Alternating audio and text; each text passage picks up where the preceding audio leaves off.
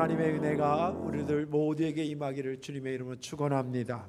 말씀의 제목 한번 따라 하실까요? 건강한 교회는 하나님의 명령이 통하는 교회입니다.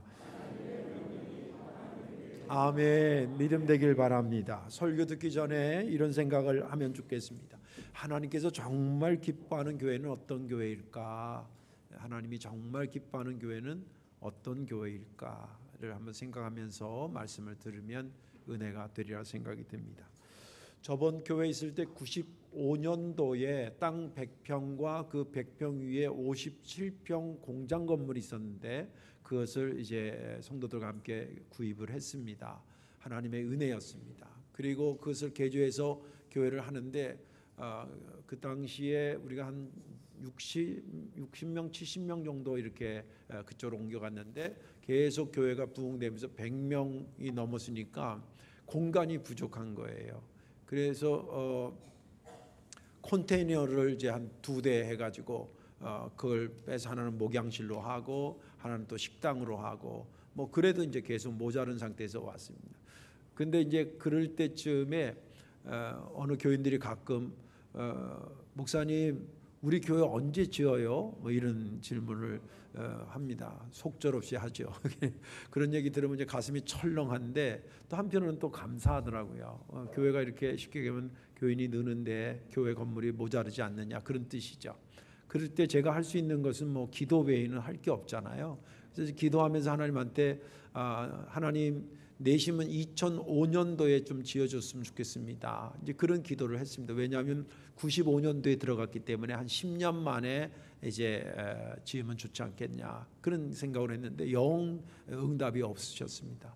그리고 그 다음에 2006년도에 모든 조건이 맞아지면서 이제 하나님이 허락하신 것 같은 느낌이 들어서 이제 교인들과 성전 건축하기로 결의를 하고 저랑 이제 우리 그 남자 전사님이랑 이제 전국의 감리교뿐만 아니라 다른 교회에서 새로 지었다고 광고 나오면 그 가서 목사님 만나보고 아무튼 그런 사전조사도 하고 또 교인들은 중보기도 계속하게 하고 또 머릿속으로는 설계를 어떻게 할까 공간 이렇게 왜냐하면 지하고 우리가 4층까지 527평을 지으니까 공간 배정을 어떻게 해야 되나 뭐 이런 생각을 하고 그리고 이제 뺄 수 없는 것이 건축원금을 어떻게 할까 이런 것을 이제 논의하게 됐습니다. 임원회의 때 이제 그것을 논의했는데 좋은 안건들이 많이 나왔는데 그 중에 하나가 뭐냐면 목사님 저희가 이제 거기 들어가면서부터 한 교회씩 1년에 한 교회씩 늘려나갔거든요.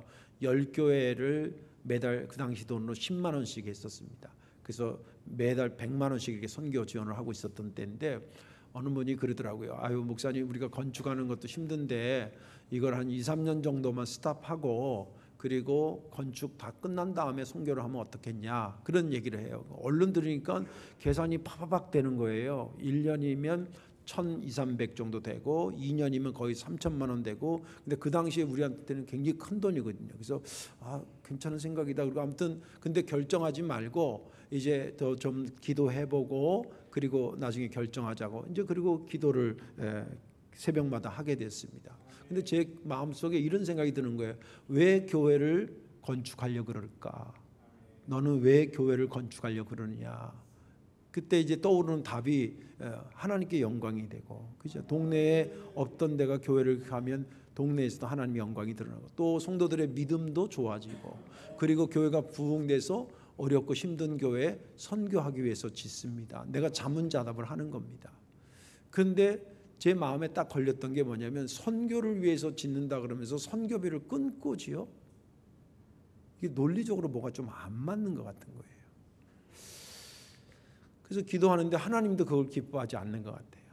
그래서 이제 한 달 뒤에 다시 임원들을 소집을 해서 제가 기도해 보니까 이렇게 참 양심의 가책도 있고 또 하나님도 별로 안 좋아하신 것 같다. 우리가 힘들더라도 선교할 거는 하고 10억짜리 그때 전체 공사비가 10억인데 10억 하는데 10만 원씩 못 도와준다고 내가 차마 말을 못하겠다. 10억하고 10만 원 비교를 해보세요. 그러니까 그냥 어렵더라도 우리 합시다. 근데 우리 교인들이 그때 또 참 순종을 잘하고 믿음이 예뻤어요. 그래서 그럼 그렇게 하시죠. 그리고 이제 하다가 완공도 다 하기도 했지만 성전 짓다가 저희는 돈을 벌었어요.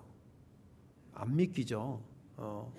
저희가 뭐 얘기가 긴데 아무튼 땅을 사가지고 교회 옆에 이제 어차피 밟고 지나갈 땅으로 했는데 그 땅이 도로로 국가에서 내는 도로로 수용되면서 생각지도 않은 1억 5,300만 원이 입금됐어요.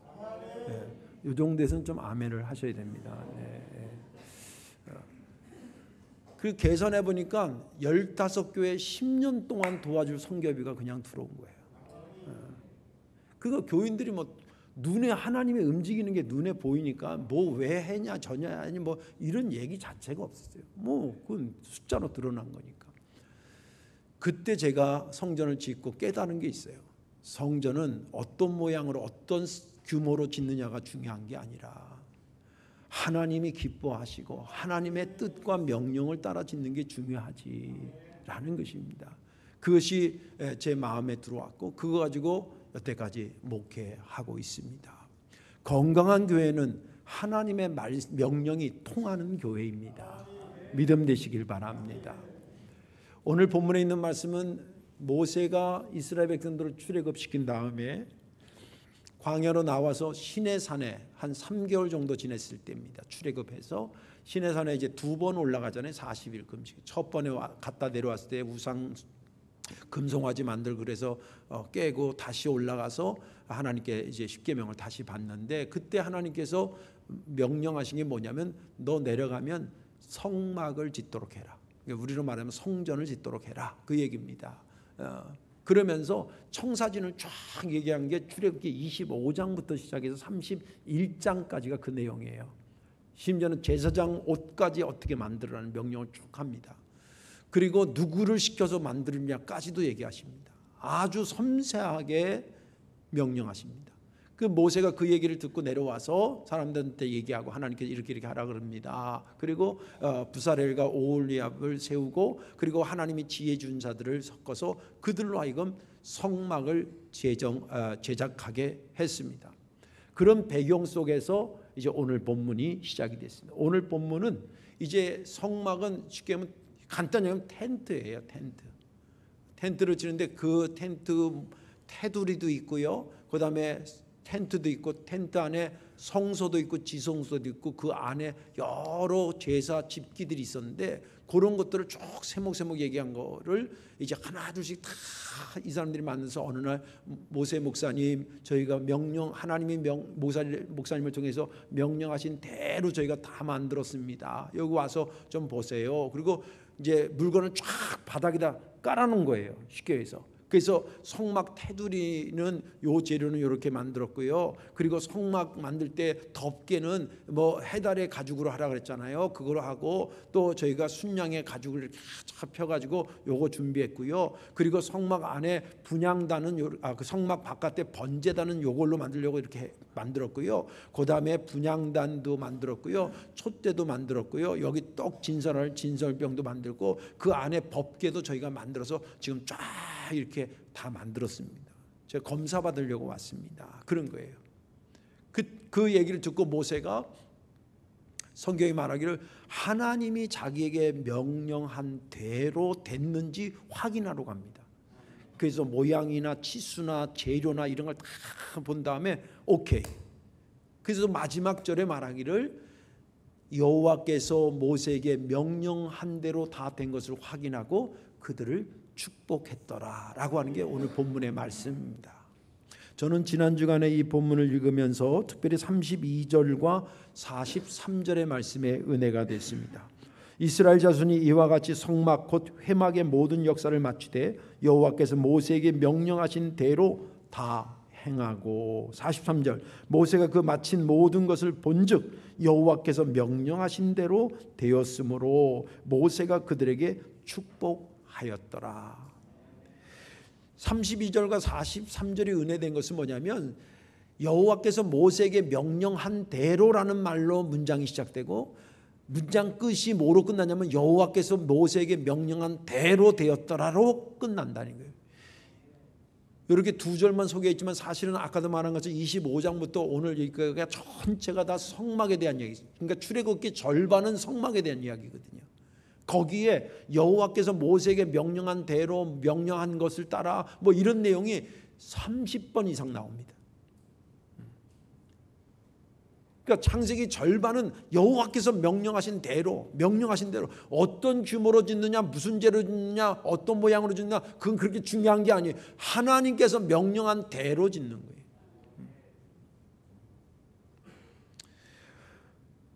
그것이 저에게 크게 은혜가 돼요. 인생이 뭔가, 믿음 생활이 뭔가, 교회가 뭔가, 하나님 명령 따라 사는 거지.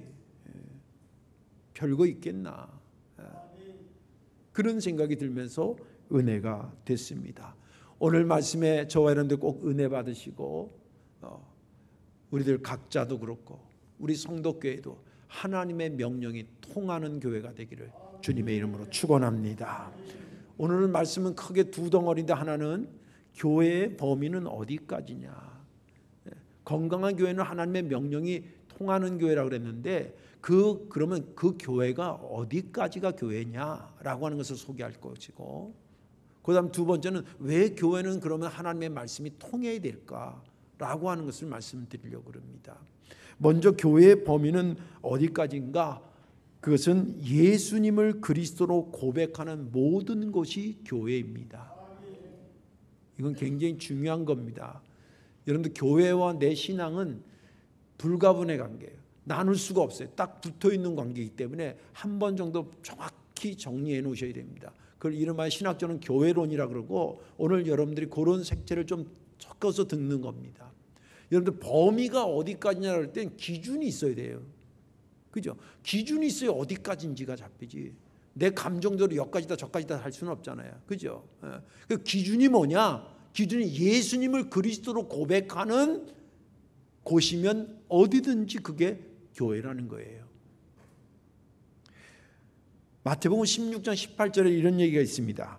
또 내가 내게 이르노니 너는 베드로라. 내가 이 반석 위에 내 교회를 세우리니 음부의 권세가 이기지 못하리라. 이 말씀 여러분들 잘 아시다시피 예수님께서 베드로한테 야, 너는 나를 누구라 그러냐 라고 할 때, 베드로가 주는 그리스도시요 살아계신 하나님의 아들입니다 라는 고백을 하니까 정확히 100점짜리니까 칭찬도 하면서 바요나 시몬아, 네가 복이 있도다. 음부의 권세가 너를 해치지 못할 거야. 네 믿음의 반석 위에 내 교회를 세우리라. 그래서 교회에 세우는 기준이 예수를 그리스도로 고백하는 것이라고 하는 것으로 규정하고 있습니다. 자, 그 다음부터 잘 들어야 됩니다. 그럼 예수를 그리스도로 고백하는 것이 공동체적인 것도 있지만 개인적인 것부터 시작이 됩니다. 요거 오늘 설교의 포인트입니다. 네. 다시 말씀드릴게요. 여러분들 각자가 지금 이 바쁜 시간에 여기 앉아 있는데, 여기 와서 뭐 쇼핑하러 온 거 아니잖아요. 네. 국밥 하나 얻어 먹으러 오신 것 아니잖아요. 여기 무슨 딴 거에서 온 거 아니잖아요. 예수를 그리스도로 고백하기 때문에 온 자들이잖아요. 예. 그러면 우리가 이 공동체가 지금 여기 한 200~300명 앉아있는데, 우리가 되려고 그럴 때 우리보다 먼저 선제적으로 존재하는 것은 여러분들 각자라 이 말이에요.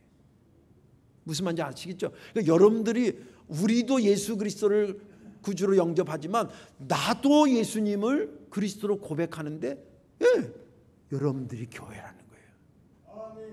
그래서 신학교는 개인적 교회, 공동체 교회로 나눕니다. 개인적 교회라는 것은 저와 여러분들 각자가 교회라는 거예요. 예, 이건 저의 말이 아니라 고린도전서 3장 16절에 이렇게 기록되어 있습니다. 너희가 하나님의 성전인 것과, 여러분들의 성전인 것과 하나님의 성령이 너희 안에 계시는 것을 알지 못하느냐. 이거 개인적 교회라, 개인적 교회라 그럽니다. 여러분 각자가 교회. 제가 왜 이것을 강조하는지 아세요? 오늘 아마 설교 제목을 대개 들으면, 아, 목사님이 오늘 어떤 설교를 하시겠구나 이렇게 대개 그림을 그리거든요. 건강한 교회는 하나님의 명령이 통하는 교회입니다 라고 했을 때, 아마 여러분들 머릿속에 가장 먼저 딱 떠오르는 것을 내가 찝어볼까요? 아, 목사님 우리 성도교회가 건강한 교회 되기를 원해서 설교하시겠구나 라고 찝었을 거예요. 네. 제가 쪽집게, 보살은 아니지만 쪽집게. 네. 그것이 나쁜 건 아닌데 100점짜리는 아니라는 거예요. 그 설교 제목을 딱 듣는 순간에 이런 교회론을 갖춘 사람이라면 나도 교회인데 내 속에 하나님의 말씀이 통해야 되는데 그 마음 가지고 내가 오늘 말씀을 들어봐야 되겠구나라고 생각하길 그 생각이 포함됐어야 된다는 거예요. 우리 교회 역시 하나님의 말씀이 통하는 교회이지만 나 역시 이게 왜 중요하냐면요, 하나님 말씀이 지금 다 들리거든요. 여기 귀 먹은 분이 없어요. 다 들려요. 들리는데 어떤 A라는 명령을 드리고 B라는 명령 들으면 자기가 막 걸러내, 속가내. 굉장히 위험한 겁니다. 여러분들 삶이 형통하기를 주의 이름으로 축원합니다. 삶이 형통하려면요 원리가 있어요. 하나님하고 불통해가지고 삶이 형통하려고 생각하지 말아야 돼요.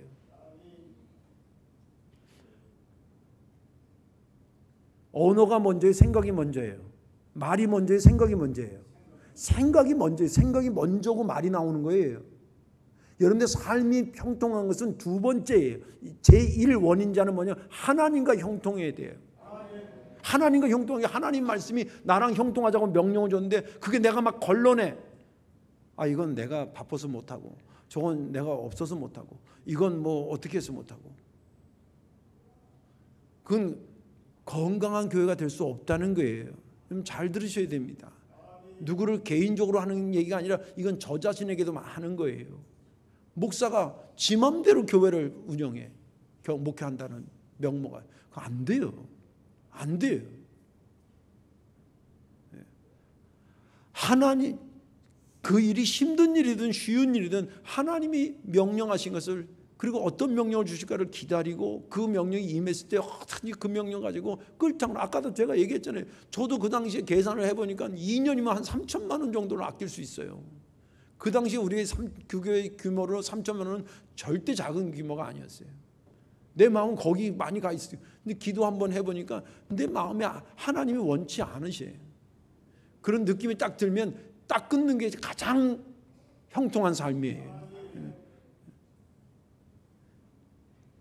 개인 교회가 건강한 교회가 되려면 여러분들 각자에게 임하는 하나님의 말씀을 붙잡고요. 그 말씀대로 그 말씀이 내 삶을 통해 가도록 하셔야 돼요. 불통하지 않고 형통하게 해야 내 삶이 형통하게 된 거예요. 그건 안 하고 그냥 내 삶만 형통하게 해달라고 그러니까 기복신앙이라는 얘기를 듣는 거예요. 그런 겁니다. 공동체 교회의 고담은 이런 개인 건강한 교회들이 모여진 게 공동체 교회예요. 개인 교회가 전제되지 않는 공동체 교회는 없어요. 한 사람이 변화돼서 이 사람한테 전도하고 두 사람이 변화돼서 저 사람 전도, 세 사람이 저 사람 이래서 모여진 공동체가 공동체 교회예요. 공동체 만들어 놓고 하나씩 만들어가는 게 아니에요. 공동체 교회의 가장 작은 단위가 우리의 입장에서 볼 때는 목장이에요. 그래서 그런 교회론을 한 게 우리 감리교는 원래는 목장이라고 얘기 안 하고 속회라 그러고 속장이라 그랬어요. 지금도 그렇게 써요.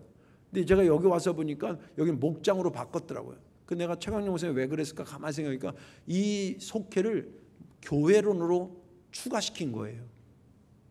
그래서 속장을 뭐라고 속장 그러면 목사님 같은 이미지가 없잖아요. 좀 약하잖아요. 근데 목장 그리고 그 가르치는 목자 그러면 목자가 왠지 성직자랑 이게 개념이 이렇게 연결되잖아요. 그런 교회론을 추가한 거예요. 그러니까 목장을 볼 때 내가 어디 간다 생각해야 된다? 교회 간다고 생각하셔야 돼요. 할렐루야. 그거보다 좀 큰 교회가 공동체가 지역입니다. 믿음 지역, 소망 지역 쭉 있는 지역이에요. 예. 그리고 그게 좀 더 큰 게 총남선교회, 총여선교회. 또 이들이 다 모아진 것이 공동체 교회의 성덕교회를 이루어요. 그 성덕교회들이 쭉 교회들이 모여서 주한 지방이 되고 주한 지방들이 여러 개 모여서 중부연회가 되고 감리교회가 돼요. 한국의 감리교회뿐만 아니라 장로교, 침례교, 뭐 순복음 해서 다 모이는 교회를 이름하여 한국교회라 그래요. 그리고 한국교회뿐만 아니라 미국교회, 저 말레이시아, 뭐 인도네시아 이런 교회들 다 합쳐서 세계교회라 그래요. 그런데 개인 교회든 공동체 교회든 한결같이 중요한 공통점은 뭐냐면 하나님의 말씀이 통해야 된다는 거예요. 그 범위 안에 내가 있다라고 하는 것을 꼭 기억하시길 주의 이름으로 축원합니다. 그래서 교회의 범위를 말씀드린 겁니다. 자, 그러면 본론을 또 들어가서 왜 교회는 하나님의 명령이 통해야 되느냐? 그 첫째 이유는 하나님은 교회를 선한 목적을 두고 세웠기 때문에, 나쁜 일을 위해서 세웠다고 한다면 그 하나님의 명령에 순종할 수 없겠지만 선한 목적을 위해서 교회를 세웠다고 했기 때문에 성도들은 하나님의 명령에 순종해야 된다는 거예요. 32절을 다시 한번 읽어볼게요. 이스라엘 자손이 이와 같이 성막 곧 회막의 모든 역사를 마치되 여호와께서 모세에게 명령하신 대로 다 행하고, 여기는 일반 집을 짓는 게 아니라 아까 말한 것처럼 하나님의 집을 짓는 거예요. 그거에 대해서 하나님의 명령하신 대로 다 됐다 이 뜻이에요. 그런데 유심히 좀 봐야 될 것은 뭐냐면 이 하나님의 집을 표현하는데 이름이 두 개예요. 32절을 다시 보면 성막과 곧 회막 이렇게 얘기했어요. 똑같은 이름을 두 개로 얘기한 이유가 다 있을 거 아니에요. 그렇죠? 왜 그렇게 두 개로 불렀을까? 성막은 뭘 강조하냐면, 성막을이라고 이름 부른 것에 하나님의 선한 목적은 뭐냐면 너희들 가운데 내가 너희들 가운데 함께 있어, 그 뜻의 상징이에요. 여러분들 아시다시피 성막을 지어가지고요, 이스라엘 백성들이 12지파이잖아요. 진행하고 나서 어디 정착한단 말이에요, 광야에. 그러면 가장 먼저 12지파가 자기 텐트 치는 게 아니에요. 모세가 이렇게 봐가지고 여기다가 성막을 지으세요. 그래서 성막을 딱 얹어 놓잖아요, 짓잖아요. 그러면 성막을 짓고 나서 동서남북이 정해지는 거예요. 그래서 여기 세 지파, 세 지파, 세 지파, 세 지파. 이 사람들 집도 다 텐트거든요. 텐트를 열고 나오면 가장 가운데 보이는 게 뭐냐면 성막이 보이게 된 거예요. 왜 그러셨을까? 왜 하나님은 나는 너희들 가운데 너희들과 함께 있어 이 선한 목적을 성막을 통해서 드러내려고 했을까? 이스라엘 입장에서 한번 생각해 보세요. 종살이 하다가 출애굽했어요. 광야에 나왔어요. 광야는 사람 살 곳이 아니잖아요. 당장 마실 것도 걱정이고 먹을 것도. 또 모세가 인도하는 거 보니까 이게 금방 다음 주에 가나안 땅에 들어갈 것 같지도 않고, 우리로 말하면 당장 떼거리가 걱정인 거예요. 이런 거예요. 그런데 그거 지금은 다 드실 만큼 이렇게 사시지만 우리 옛날 할머니들 얘기하면 떼거리라는 거 알아요? 젊은 사람들 떼거리? 이 단어도 모르고 떼거리. 웃으시는 분들은 다 아시는데 떼거리가 없어가지고 그게 광야 같은 얘기. 이게 얼마나 삶의 스트레스겠어요. 또 그렇지? 광야를 가고 있는데 막 아말렉이 쳐들어와요. 막 그 광야를 또 근거로 사는 유목민들이 있었거든요. 그것들이 막 쳐들어오지. 언제 어떻게 될지 모르지. 그리고 또 광야 끝나가지고 지금 가나안 땅에 가려는데 정탐꾼 갔다 오라 그랬더니 갔다 왔더니 12명이 여가가지고 10명이 뭐라 하냐면 그건 절대 못 간다고. 아직 기골이 장대한 사람들이 떡하니 버티고 있는데 우리가 어떻게 들어가냐 막 이런 얘기하지.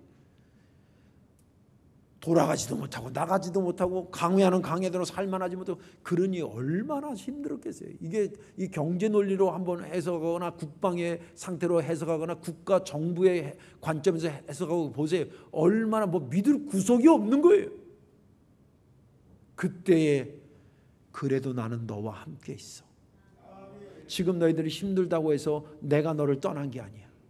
너희들이 아무리 지금 그걸 뒤집어서 얘기하면 니네들이 지금 아무리 살기 좋고 좋아도 내가 떠나면 너희들은 황이야. 그러나 지금 생활이 네가 힘들고 어렵고 그렇지만 너희 가운데 내가 있으면 너희들은 복이야. 그거를 성막을 통해서 그 자체로 교인들한테, 이스라엘 백성들한테 위로 주는 거예요. 또 회막은 뭐냐면 성막이 하나님의 함께한다는 존재에 대한 의미를, 임재에 대한 얘기를 했다고 한다면 회막은 기능에 대한 얘기를 하고 있어요. 여기는 만나는 것이라는 거예요. 누구와 누구가 만나냐? 하나님과 하나님의 백성이 만나는 것이에요. 그래서 영어로도 The Tent of Meeting 그렇게 돼 있어요. 만남의 텐트라 이게. 하나님이 만나 주세요. 여러분들 우리만 여기 와 계시는 것 같아요? 하나님이 성령 하나님이 여기 계시는 것 같아요? 안 보이는 안 보이는데요? 그러면 믿음이라도 좋으면 좋겠어요. 있어요. 하나님이 함께 있어요. 아멘. 네. 회막은 하나님과 네가 만나는 것이에요. 근데 네가 어떤 네냐면 뭐가 필요한 너일 수도 있고, 죄 가운데 이 죄가 괴로워서 찾아온 너도일 수도 있고, 뭔가 생각이 복잡해서 온 너도 있고, 그거 만나주겠다는 거예요. 그리고 거기서 너와 그러니까 하나님의 백성과 하나님의 백성이 만나는 거예요. 성도와 목사가 만나고 성도와 성도가 만나게 하는 거예요. 여러분들 기능이 있고 존재의 이유가 있다라고 하는 것은 뭐냐면 선한 목적이 있다는 거예요. 그런 선한 목적을 가지고 성전을 지으신 하나님께서 성막 지을 때에 팔짱 끼고 가만히 있었겠어요? 아니, 성막 지으라는 것 자체가 하나님의 명령이었다니까요.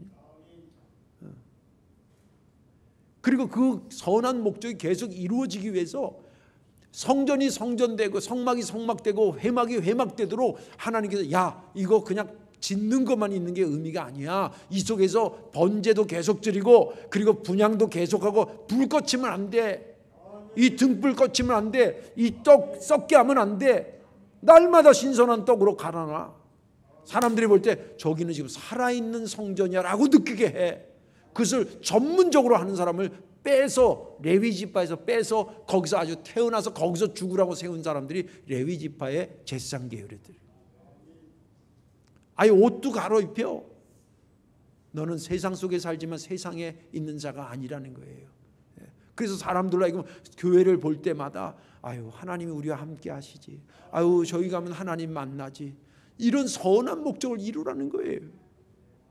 그러니 그런 선한 목적을 위해서 아주 중요한 일을 할 때 하나님께서 어디 딴 데 놀러 갔겠냐고요.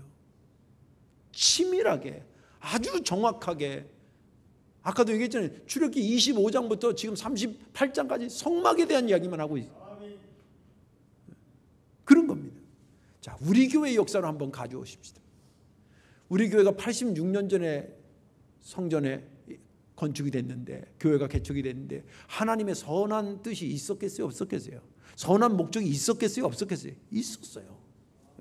이의경 권사님이 처음 설립자인데 그분이 하나님하고 한 번도 독대하지 않고 기도하지 않고 그냥 당신 기분에 아유, 교회 하나 하면 좋겠다 그래서 턱하니 교회를 했겠어요? 저는 그렇게 생각하지 않아요. 나름대로 하나님하고 기도하고 하나님 이 문제를 어떻게 해결할까 하다가 하나님이 마음에 감동 주신 거예요. 야, 네 집이라도 내놓고 교회를 해라. 여러분들 옛날이나 지금이나 집 한 채 내놓는 게 쉬워요? 쉬워요? 그거 그냥 생각 감정적으로 그냥 집 한 채 탁 내놔요? 저는 그 쉬운 일이 아니라고 봐요. 하나님의 명령이 있으니까 감동받아서 움직인 거지. 그리고 좀 더 생각하면 하나님이 여기서 교회를 설립하는 것 자체만 선한 목적이었겠어요? 그걸 통해서 하나님께서 놀라운 역사를 만들어가는 것, 그 선한 목적이 계속 있지 않았겠어요? 여러분 86년 동안 이 성도교회를 통해서 예수 만나서 하나님 백성으로 살다가 주님 나라 간 사람이 얼마나 많은 줄 아세요? 하나님이 또 86년 동안 이 성도교회를 통해서 어렵고 힘든 교회들 또 외국에 성전 지어주는 그런 역사들 얼마나 많이 하게 하신 줄 아세요? 86년 동안 하나님께서 많은 삶의 위기 속에 괴로워하는 사람들이 여기 와서 해결받고 눈물로 그것을 응답받고 기쁨으로 살아간 사람이 한두 명이 아니에요. 이런 엄청난 하나님의 선한 목적을 가지고 성도교회를 세웠는데 이 성도교회를 세우면서 누구를 움직여서 그 일을 해왔겠냐는 거예요. 하나님의 명령이 통하는 사람을 들어 쓰신 거예요. 그러면 우리의 관점에서 본다면 하나님의 86년 전에 세우신 하나님의 선한 목적은 이미 끝난 것과의 지금도 진행형입니까? 진행형이죠. 그러면 이 진행형인 이 하나님의 선한 목적을 누구를 통해서 역사하시겠냐는 거예요. 하나님의 명령이 통하는 사람을 통해서 역사하시는 거예요. 그 주인공이 저와 여러분들이 돼야 된다는 거예요. 개인적으로도 그렇고 우리 성덕교회를 통해서 이루시고자 하는 하나님의 선한 목적을 이루어서 다른 교회에 거룩한 영향력을 미치고 그런 역사를 만들어 가야 된다는 거예요. 뭘 했냐가 중요한 게 아니라 하나님의 명령을 따라 했냐가 중요한 거예요. 이제 말씀을 정리하겠습니다. 이 땅에 사는 모든 생명체는 건강해야 합니다. 여러분들 키우는 강아지도요 건강해야 돼요. 개 키우는 분도 고민이 많겠더라고. 건강보험이 안 된다며? 의료보험이. 사람은 되는데. 그래가지고 이게 한번 아프면 개도요. 아이고 저 수의사 얘기하는 거 갑상선 무슨 항진증도 있고 막 그러더라고요. 개도. 개도 막 상상 임신도 하고 막 이런데요. 개도 아프면 진짜 키우는 주인 입장에서는 진짜 자기 자식이 아픈 것처럼 아프겠더라고. 내가 보니까. 개도 건강해야 돼요. 키우는 꽃도 건강해야 돼요. 제가 제 방에 난이 몇 개 있는데 어떤 난이 얼마 전에 꽃을 피웠어요. 1년에 한 번씩 피우거든요. 근데 어떤 때는 해거리 할 때도 있고 그런데 아유 얼마 전에 했는데 내가 걔 앞에 물 주면서 얼마나 예뻐하는지 몰라. 야, 너 때문에 이 향기가 다르다. 야. 막. 키우는 꽃도 살아야 돼. 하물며 생명의 공동체인 교회가 건강해야 되지 않겠냐. 건강하다는 게 뭐예요? 하나님의 명령이 임하고 그 명령이 통하는 거예요. 규모가 아무리 커도 하나님의 말씀이 통하지 않으면 건강한 교회가 될 수 없고, 한 사람이라도 부족한 한 사람이라도 그 사람이 하나님의 명령을 순종하면 그 사람은 건강한 교회가 되는 거예요. 그러자는 거예요. 그러자는 거예요.